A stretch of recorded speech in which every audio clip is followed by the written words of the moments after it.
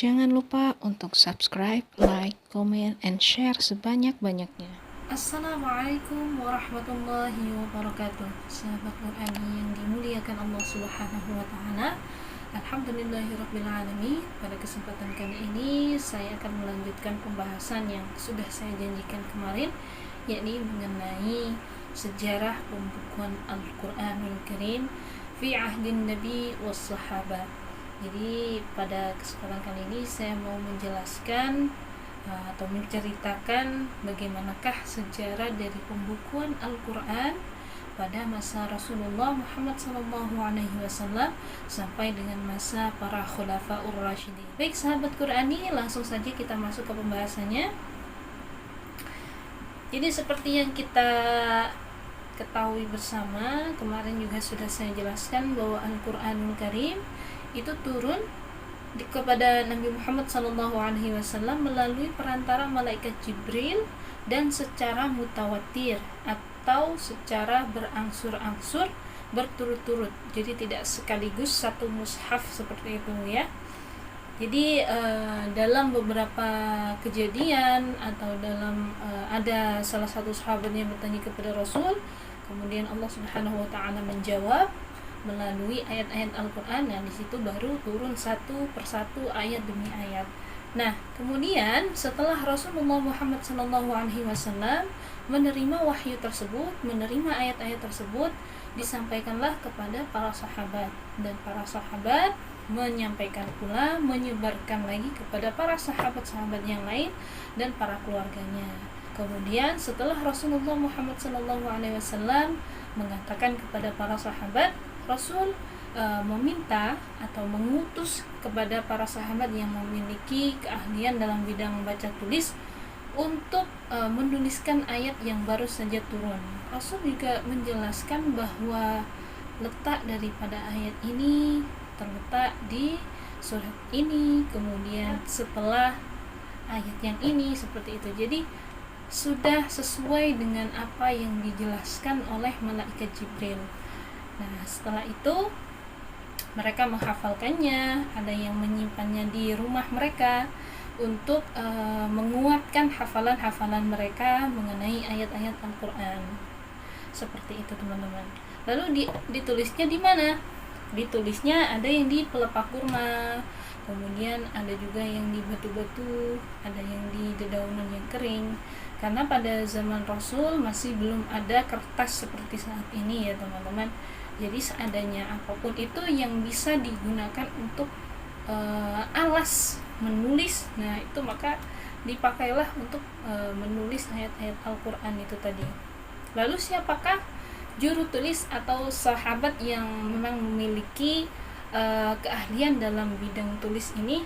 Salah satunya ada Ali bin Abi Thalib, kemudian ada Zaid bin Thabit, ini yang biasanya pelopornya yang terkenal sekali mengenai sejarah pembukuan Al-Quran. Kemudian ada Utsman bin Affan, ada Muawiyah, ada Ubay bin Ka'ab. Nah, kemudian para sahabat ini, cara mereka dalam memelihara Al-Quran itu salah satunya dengan cara menghafalkan ayat-ayat tersebut. Selain menghafalkan, mereka juga ada beberapa yang menyimpan ayat-ayat yang sudah disampaikan oleh Rasul dengan menulisnya dan disimpan di rumah. Semua itu untuk menguatkan saja hafalan-hafalan mereka.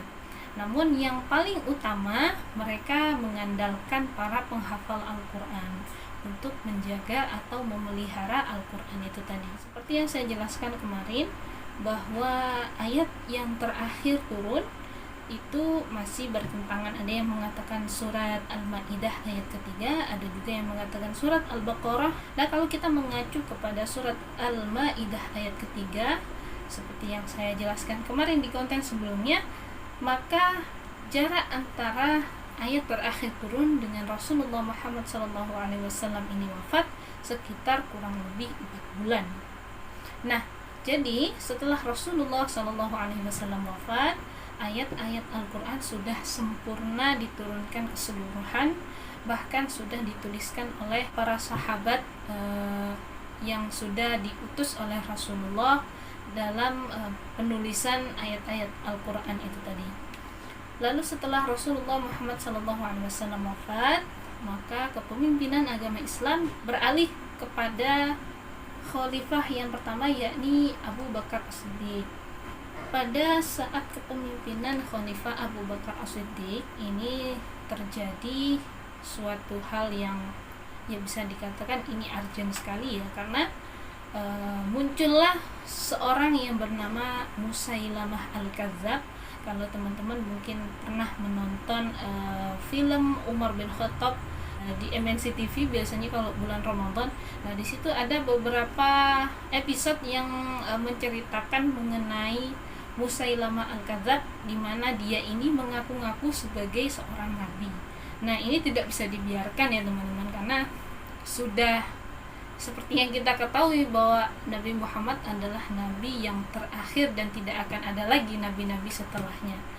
Maka dari itu terjadilah perang Yamamah, di mana dengan terjadinya perang ini 70 penghafal Al-Quran, para sahabat yang hafal Al-Quran ini gugur dalam peperangan.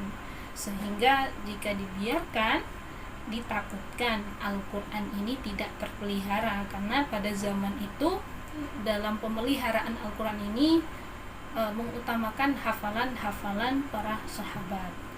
Maka Khalifah Umar bin Khattab ini mengusulkan kepada Sayyidina Abu Bakar As-Siddiq untuk membukukan Al-Quran, karena mungkin dengan pembukuan Al-Quran ini adalah cara yang lebih tepat. Kemudian para sahabat musyawarah, akhirnya diputuskanlah untuk membukukan Al-Quran. Kemudian dituliskanlah benar-benar lengkap sesuai dengan yang berada di dalam isi mushaf Al-Quran yang sekarang. Jadi mulai surat Al-Fatihah sampai dengan surat An-Nas. Sayyidina Abu Bakar mengutus Zaid bin Thabit untuk menuliskan, mengumpulkan ayat-ayat itu, kemudian menuliskannya kembali, kemudian dijilid. Tidak berhenti di situ teman-teman. Jadi setelah Sayyidina Abu Bakar mengutus Al-Quran ini dibukukan menjadi satu buku, kemudian beralihlah kepemimpinan ini kepada Sayyidina Umar, selanjutnya kepada Sayyidina Utsman. Nah, di dalam masa kepemimpinan Sayyidina Utsman bin Affan ini, beliau memiliki banyak misi, yakni mengenai memperluas wilayah dari Islam itu sendiri sampai keluar dari Jazirah Arab. Salah satunya yakni di area atau di daerah Armenia. Nah, pada saat pertempuran menaklukkan wilayah tersebut atau Armenia ini, ada salah satu sahabat yang bernama Hudzaifah. Beliau ini mendengar, beliau melihat ada pertikaian di antara umat Islam sendiri. Apa yang diperdebatkan, yakni mereka ini memperdebatkan masalah dialek atau logat dalam membaca Al-Quran. Seperti di Indonesia, banyak logat-logat yang berbeda walaupun kita ini sama-sama Indonesia begitu ya. Pada akhirnya cara membaca Al-Quran pun yang sama-sama bahasa Arab itu pun jadinya berbeda begitu.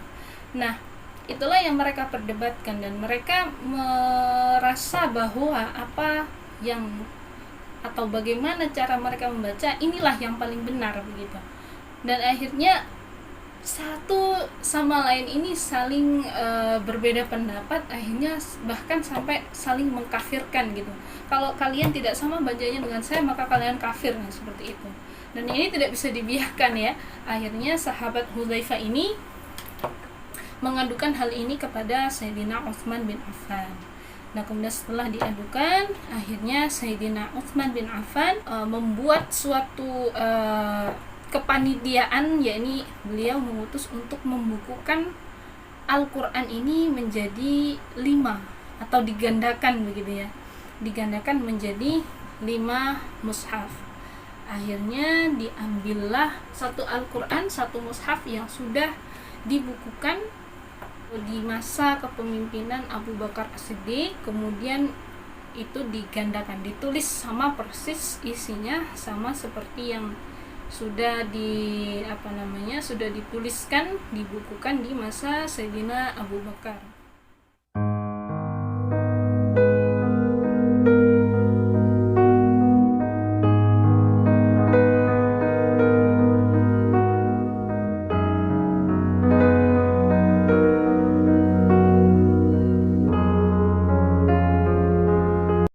Kemudian digandakan menjadi 5 buah Al-Quran.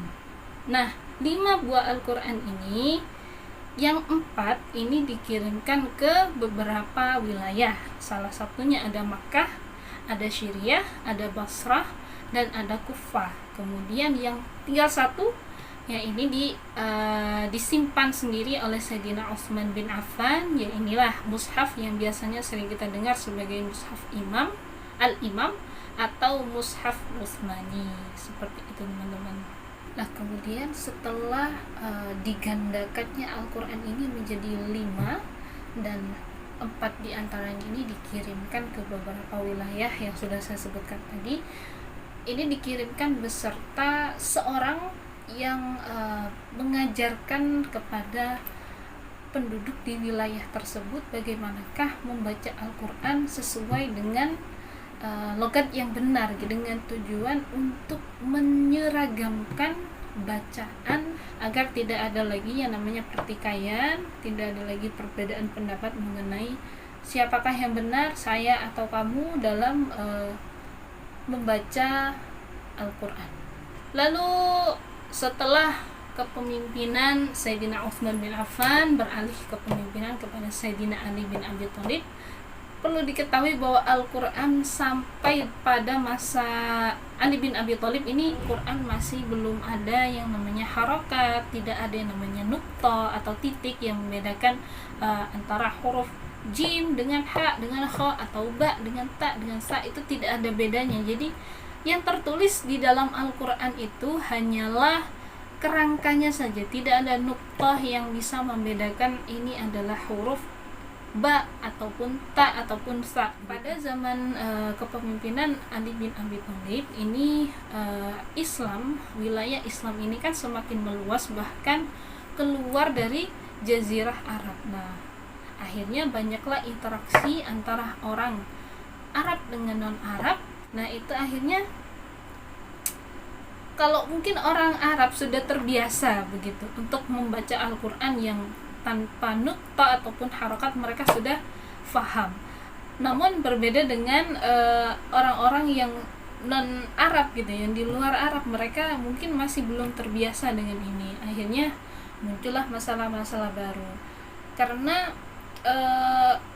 dalam bahasa Arab kita salah baca hurufnya, salah baca harokatnya, itu sudah menjadi beda maknanya begitu kan. Akhirnya pada masa kepemimpinan di dinasti Umayyah, nah inilah baru muncul atau diterbitkan kembali Al-Quran yang sudah ada nuktah dan harokatnya, untuk mempermudah orang-orang yang non-Arab ini untuk membaca Al-Quran dengan benar. Baik sahabat Qurani, demikian yang bisa saya sampaikan mengenai sejarah dari pembukuan Al-Quranul Karim, mulai dari zaman atau masa kepemimpinan Nabi Muhammad SAW sampai dengan kepemimpinan para Khulafaur Rasyidin. Baik sahabat Qurani, semoga bermanfaat. Jika ada pertanyaan, bisa kalian sampaikan di kolom komentar di bawah. Terima kasih yang sudah berkunjung dan melihat atau menyaksikan ataupun menyimak video ini sampai selesai. Jangan lupa untuk subscribe, like, comment, and share sebanyak-banyaknya jika dirasa apa yang kita bahas di konten ini bermanfaat. Semoga menjadi amal jariah kita semua. Dan wassalamualaikum warahmatullahi wabarakatuh. Man ana, man ana, man ana laulakum, kaifama hubbukum, kaifama ahwakum, man ana, man ana, man ana